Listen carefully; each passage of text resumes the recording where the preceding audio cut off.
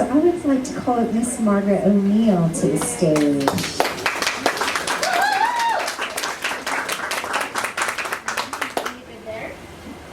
Yes, I think this is perfect.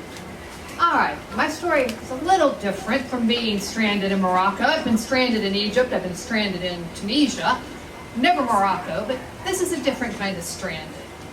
One time I had a really good friend who moved out to Seattle, and when she got to Seattle, she met an Army Ranger, and she had never had a boyfriend before, and they fell head over heels in love, got engaged, and you know what that means. Brand new lingerie.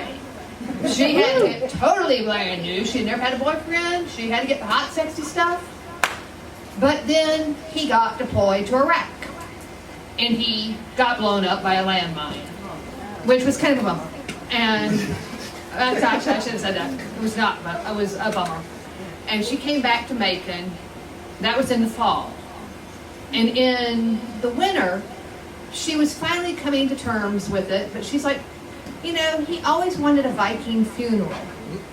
And I'm like, okay, because I'm dumb. All right, let's do this. And her mother's like, let's do this. So we find some people that have some land on the Tyalagi River. And we take all of the stuff he gave her, and we put it on a piece of plywood, and we put a laundry basket on it, and we put the letters he wrote in it. And that's very sad, because these were love letters.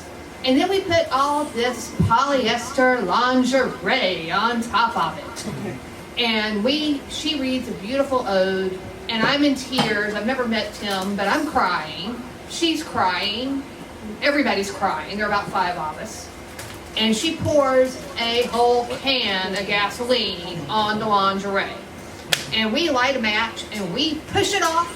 And there goes this beautiful Viking funeral down the Tyalagi River. Except for we forgot a few things.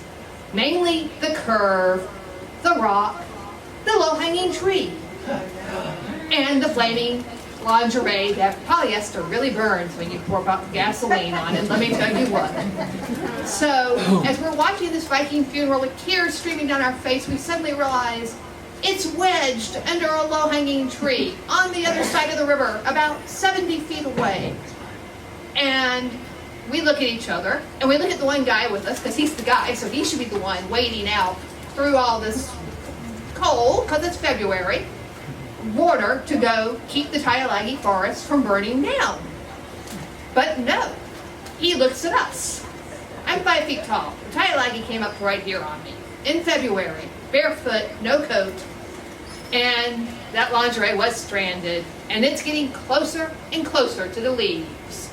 So we're trekking through the Tyalagi, crying and then laughing, and we finally got to the lingerie right before it caught the tree on fire. There was maybe that much room, and we dumped that lingerie into the river, still smoldering. And to this day, I have always wondered what people thought when half-burned polyester lingerie washed up on their banks of the Tyalagi.